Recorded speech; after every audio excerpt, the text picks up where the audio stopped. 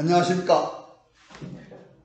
오늘은 19세기 기준의 역사 개념에서 벗어나자는 말씀을 드리고자 합니다. 지금 교과서 지침을 보면요, 국사교과서 편찬 지침이요, 거기 보면 만주를 제외한 한반도만의, 조선 팔도만의 역사를 하는 것으로 아주 규정이 그렇게 되어 있습니다. 근데 그건요, 지금 국사교과서 지침은 왜 그렇게 됐느냐? 바로 조선상고사에 그 원인이 나와 있습니다. 그러니까 이거는 왜 그러냐? 우리 역사를 나타내는 거, 유구하다고 하면서 역사를 나타내는 건데, 그 기준이 삼국유사를 기준으로 하고 있기 때문에 그렇습니다. 그리고 조선상고사를 기준으로 하고 있습니다.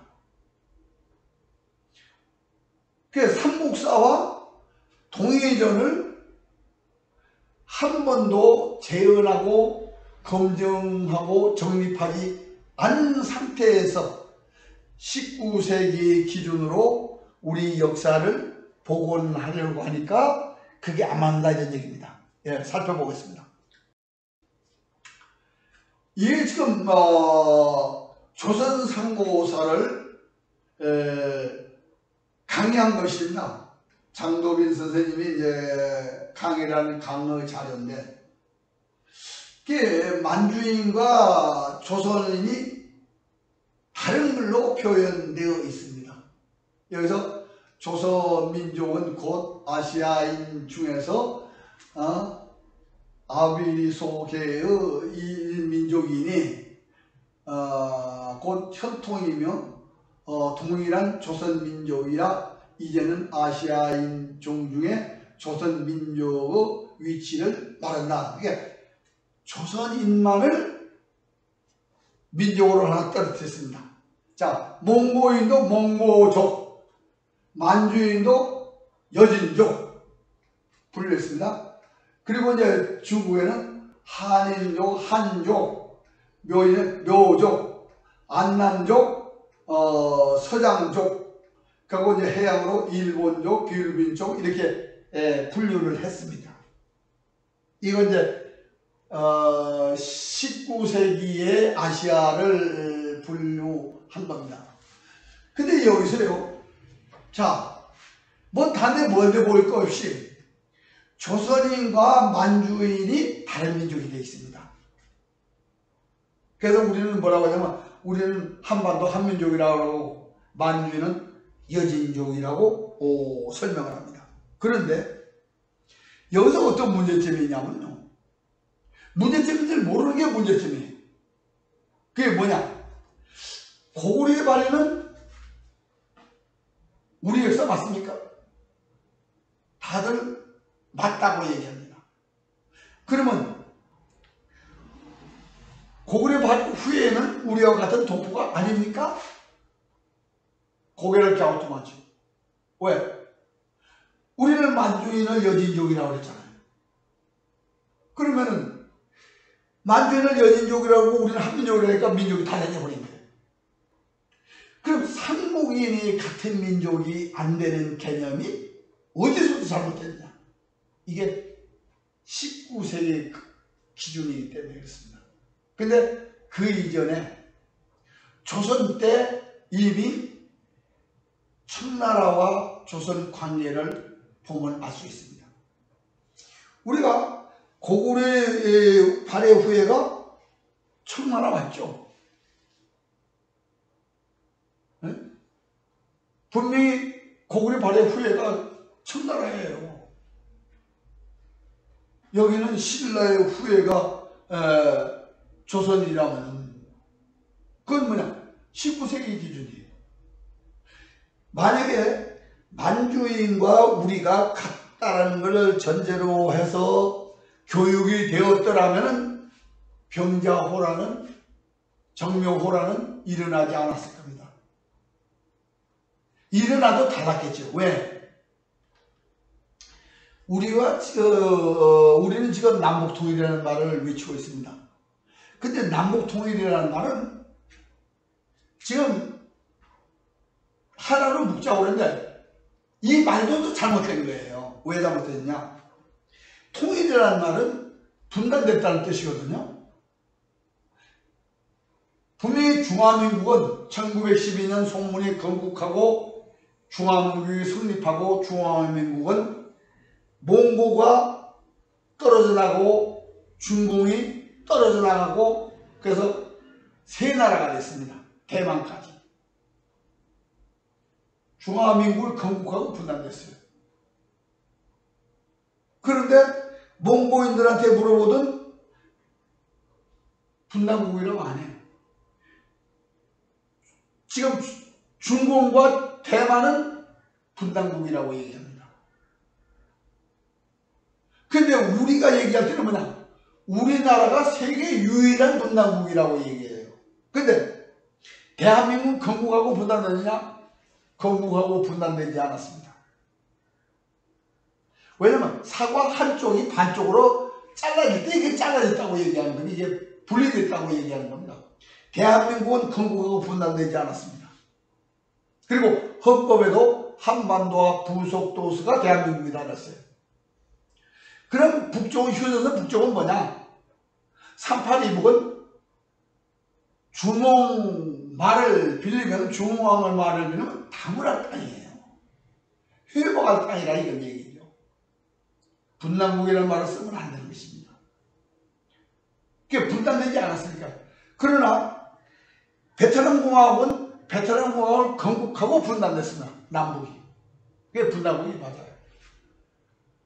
도이치공화국을 건국하고 동서가 분리됐습니다. 이게 분단국이 맞습니다. 그런데 대한민국은 벌써 분단되지 않았다는 것이, 왜냐하면 건국은 분단되지 않았다는 것이 헌법에도 명시되어 있지만, 그리고 또 만약에 이 현 상태를 그대로 인정한다 해도 북쪽과 남쪽은 건국을 달리하고 있어요. 그런데 달리하고 있는데 어떻게 분단국입니까? 이걸 기준 분단이라는 지금 명칭을 붙인 것은 이성계 조선을 기준으로 하기 때문에 그 말을 쓰는 겁니다. 지금 여기서도 이게 지금 만주인과 조선 팔도인을 같은 민족이라고 안 하는 이것이 바로 우리가 유구한 역사 후예라고 할 수 있느냐 하는 의문을 가지게 합니다. 왜? 삼국인이 같은 민족이 되려면 여기서 조선인, 만주인, 몽고인이 그리고 여기 묘족도 다 이게 동포가 돼야 됩니다. 왜? 동의제는 그렇게 돼 있고 삼국사에 그렇게 돼 있으니까요. 그런데 여기 보시면은 이게 지금 조선삼국사 제일 마지막에 보면은 지금 교과서가 이렇게 이걸 약 1000년 전까지는 이렇게 큰 영토를 가졌으나 그 후 고려 시대부터 금일까지 약 1000년간 북방을 대륙을 잃고 오직 조선 반도에 있어 서른 압록강, 동원 두만강으로 하나하고 한해서 지금 조선을 국경으로 하고 있고 강토로 하고 있고 그리고 우리 역사 무대로 하고 있다 분명히 얘기했어요. 요거는 근세조선 얘기 아닙니까? 그럼 삼국인이 같은 동포가 되려면 이걸 떠나야죠. 이 이론에서 떠나요. 왜냐하면 우리 조상들의 얘기할 때, 자기 조상 얘기할 때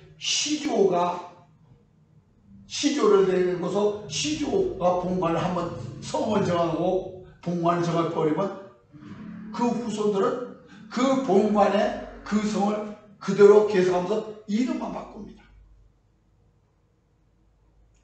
그와 같이 성의 역할을 하고 본관의 역할을 하는 우리는 지금 이 성시대식으로 하면 최초의 국가를 기준으로 하는 고구려 방식의 국호를 기준으로 하는 기준이든지 신라와 같이 백성을 기준으로 하는 그런 것이든지 백제와 같이 구리의 건국자를 기준으로 하는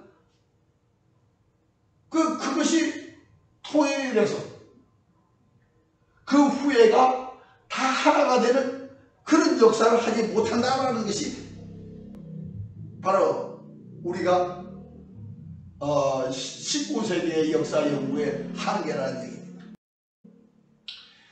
이 고구려 백제를 자꾸 조선 팔도에 맞추려고 노력을 해왔습니다. 그건 이전이 시작을 했습니다. 왜? 요 5줄의 고구려 백제 신라, 그러니까 사만이 있고 사만에 마음 변한 질환이 있고 마는 고구려가 되고 변하는 백제가 되고 진화는 신라가 됐는데 고구려 백제가 전성시 강명 백만원 나무로 5월 부로 유연제도를 담으면서 장안가에 큰 해가 됐다. 근식거리가 됐다. 그런데 백제가 망하고 오도독부를 두는데 웅진, 마한, 동명, 금년, 덕안이라고 하는데 이 오도독부 중에 동명과 덕안이 남자에서 권 58지역 그리고 삼국사 46권 지역에 지금도 존재를 합니다. 그리고 남제에서 58권 지역보다 더 남쪽으로 덕안이 있습니다. 그건 뭐냐? 의자왕 때 진출한 지역에 남은 도독부라고 봐야 되겠죠. 이 덕안이라는 지명 동쪽에는 김유신의 조상이라고 하는 소검철씨가 살던 청양이 있고 그리고 김수로왕의 부인이 되는 허황무에 관계되는 지명이 허촌 그리고 수로왕에 관계되는 묘수 그리고 금광고로 관계되는 괴지라는 지명이 있습니다. 그리고 김유신의 전쟁 지명이 있습니다. 덕안을 동쪽과 북쪽으로. 그런데 이 백제가 망한 땅을 지금 우리는 충청도라고 자꾸 얘기를 하면서 역사를 숨겨왔습니다. 이것이 이제 우리가 이게 누구부터 이 역사를 숨겨왔냐? 바로 이름부터 시작한 겁니다. 왜? 여기 분명히 삼국사에는 고구려 백제가 유연제로 오래 있다라고 되어 있잖아요. 근데 조선 팔도로 옮겨왔으니까 누가 옮겨왔습니까? 바로 삼국유사부터 시작. 최치원 이래는 최치원을 말해서 사만을 얘기했습니다. 사만이 분명히 사만을 얘기하는데 자 이게 지금 요게 인용한 부분인데 요걸 따온 겁니다. 여기서. 그런데 여기서 뭐라고 했어요? 사만이 있는데 사만이 삼국이 됐다라고 얘기를 했습니다. 근데 삼국이 고구려 백제 신라가 됐는데 고구려 백제가 남으로 올 북으로 유연제노를 담으랬다고 그러면 사만이 어디 있냐? 답이 나와 있어요. 유연제노에 있어야 된다. 그리고 고구려 백제 신라가 어디 있냐? 유연제노 5월에 있어야 된다. 답이 나와 있어요. 그런데 5줄에서 이것만 인용하고 나머지를 숨기면서 조선 팔도로 옮겨버린 겁니다. 그런데 지금 그러니까 사만이 어디 있어요? 사만이 지금 동명과 덕안이 있는 이 지역에 있어야 되거든요. 근데 그걸 조선 팔도로 옮겼습니다. 근데 백제가 패망하고 그 백제 땅에 둔 도독부가 2개가 지금도 동명과 덕안이 있다면 우리는 사만을 어디서 사야 되느냐? 자, 고구려 백제가 신라를 5월 유연제에 있는 것을 숨겨서 자 신라는 묘예입니다. 구리의 백성명칭이 묘민이에요. 그러니까 구리의 후예다라고 쓰는데 묘가 됐습니다. 묘가 지금 귀주성의 대표적인 귀주성의 묘족이 대표적인 묘족입니다. 묘. 예? 그리고 묘가 어디 있느냐? 강희 형주에 있다. 이게 지금 그 덕주가 있는 덕안이 있는 그 지역입니다. 그 지역. 이게 사기에 있는, 그리고 이 두 가지로 봐서, 그리고 이 유연연으로 봐서 지금 고구려 백제 신라가 어디 있는가? 답이 있어요. 그리고 삼국사는 조선파도 사관이다. 왜? 지금 마리깐 지역이 있었고, 그리고 선비가 고구려에 항복하는 기록이 있습니다. 그리고 유엔제로 5월을 고구려 백제가 있었다. 그런데 신라에는 전부 다 왕이라고 하는 신라와 함께 마리깐이 거서간 하다가 마리깐을 했다가 신라 왕이 된 신라가 두 개의 신라가 있다라고 여기 써놨어요. 삼국사에다. 그리고 삼국사에도 신라가 두 개라고 써 있습니다. 그런데 우리는 유엔연호를 지우면서까지 조선팔도 역사로 만들어버린 겁니다. 삼국사에 있으면 무슨 소리. 그리고 인연은 이 낙랑왕국을 분명히 기록했어야 됩니다. 그런데 낙랑왕국에 대한 기록은 없습니다. 제목은 낙랑국으로 써놓고 낙랑군으로 덮어버렸습니다. 그리고 사만으로 덮었습니다. 그리고 위만조선 기자조선으로 덮어버린 겁니다. 그러니까 동의전으로 낙랑국 자리에다 메꿔버린 거예요. 그럼 낙랑국 자리는 어떻게 되냐? 낙랑국 자리는 32년의 옥제를 순행하던 낙랑왕 최리가 32년 4월에 고구려에 항복을 합니다. 그리고 32년 4월부터 502년까지 고구려 가한 지역이 되는 겁니다. 그러니까 종묘 사직을 허용받은 가한 지역이 되는 거죠. 그리고 503년에 지질로 독립을 해가지고 신라로 독립을 해서 고려에 넘어진 역사가 있었는데, 우리는 유엔제로 기록을 감추고 그걸 조선파도에 맞춘 이론에 의해서 우리는 지금까지 이 역사가 숨겨져 오게 된 것입니다. 분명히 이게 이제 동의전에 보면요, 고구려 백제 신라 외 일본이 동의국가입니다. 그리고 이 남제서에 보면은 백제의 위치가 유엔제로 5월 지역입니다. 그 속에 가락국도 있습니다. 자, 그런데 여기서 외와 일본이 왜 동의국가냐? 지금까지는 이거죠. 고구려 백제 신라는 조선 팔도에다 맞추고 외국과 일본은 일본 열도에 맞춰서 연구를 해왔어요. 그런데 삼국지 권 30의 마한조에 보면은 고구려 백제 신라 외가 다 4만 50국 속에 있습니다. 그러니까 4만 50국 속에 있는데 그걸 우리가 지금까지 모르는데, 여기서는 어쨌든 이 외에는 일본 열도가 아니다 이거죠. 그리고 고구려에는 가한신이 있다고 그러는데, 가한은 마리깐, 선비가한, 돌골가한, 그것이 고구려의 연방의 일부라는 얘기죠. 그러니까 신이 있다는 것은 종묘사직을 허용했다는 얘기거든요.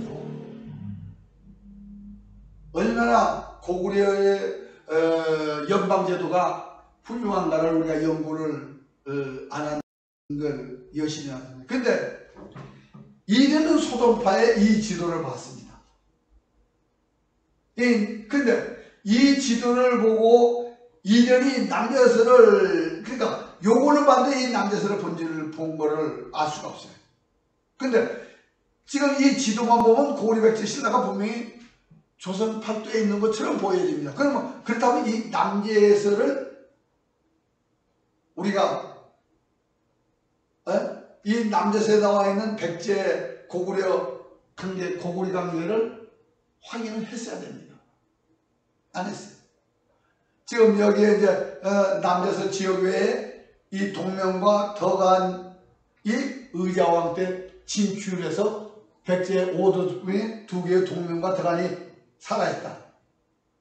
근데 이련은 동의의 역사를 황해도 쪽으로 밀어냈다. 이건요, 이련부터 그런 게 아니라 당나라가 건국하고부터 동이 밀어내기를 합니다. 그 밀어내기 작전이 시작된 것이 백제가 패망하고 고구려가 패망하면서 동의전을 완전히 밀어낼 작전으로 모든 역사 기록을 하기 시작합니다. 분명히 당나라는 신라가 2개인 걸 알아요. 신라 스스로도 신라가 2개인 걸 알아요. 그런데 우리는 지금까지 이련의 의도대로 되고 있습니다. 왜? 이련은 삼국사와 동의전에서 조선 팔도로 보여지지 않는 것은 외면하고 숨기는 방식으로 조선 팔도 역사를 만들었다면, 간제신 제호는 글자를 바꾸어서라도 조선 팔도로 맞추라 이런 얘기거든요. 그런데 최남선은 삼국사와 동의전의 가치를 삼국사 해제에서 그렇게 설명했습니다. 만약에 삼국사와 삼국사가 있는데 둘 중에 하나를 선택한다면 자기는 삼국유사를 선택하겠다고 했습니다. 왜? 단군 기록이 있다는 얘기죠. 그런데 그거는 삼국사를 몰라서 하는 얘기입니다. 삼국사에는 단군조선 이전이 있고 낙랑국이 있고, 그러니까 삼국사는 아시아의 기록이고 동의전도 아시아의 기록이고, 근데 이전은 아시아 기록을 조선 팔도에 맞춘 기록입니다. 삼국유사가 아무리 버티려고 해도 삼국사와 동의전을 제대로 재현해서 검증하면 삼국유사는 손을 들 수밖에 없는 것이 삼국유사 체계입니다. 왜? 동의전과 삼국사를 인용했기 때문에. 근데 우리는 삼국사를 재현하고 검증하려고 하지 않고 삼국사를 부정하는 쪽으로, 그리고 삼국사와 동의를 조선 팔도에 맞추는 걸로 역사 연구를 해왔다 이겁니다. 저는 이 역사를 보면서, 역사는 후대에 후손을 잘 만나야 돼요. 후손들이 똑똑하면 조상들의 업적을 교훈을 삼을 수가 있습니다. 근데 우리는 지금 고리 이전에 정말 위대한 삼국사와 그리고 진화의 동의전이 있어도 그걸 바르게 밝혀서 후손에게 물려주지 못하는 못난 이 후손들이 지금 아둥바둥하고 있습니다. 그래서 저는 삼국사를 기본으로 해서 동의전을, 삼국사 동의전을 유엔전하고 5월과 조선 팔도에 각각 대입해보고, 그리고 공통부분이 남대서 58번 지역입니다. 그 비공통부를 정리해서 삼국사 후예가 하나 되는 그런 표준을 만들어서 고리 이전의 우리 역사를 바르게 해야 된다라는 말씀을 드리면서 이 시간을 끝이겠습니다. 감사합니다.